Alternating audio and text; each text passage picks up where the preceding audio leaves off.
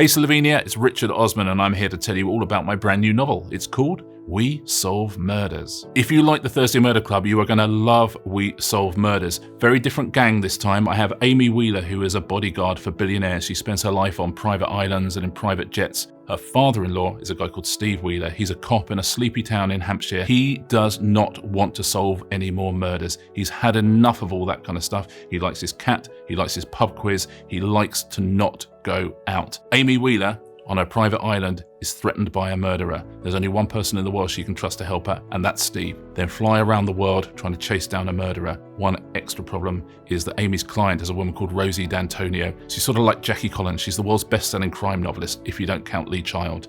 And she tags along for the ride as well. So Amy, the bodyguard, Steve, the ex-cop, and Rosie, the mystery novelist, traveling around the world trying to track down murderers. I hope you love it. It's a real caper. It's funny. There's laughter. There's tears. People who like the Thursday Murder Club are going to absolutely adore it, I think.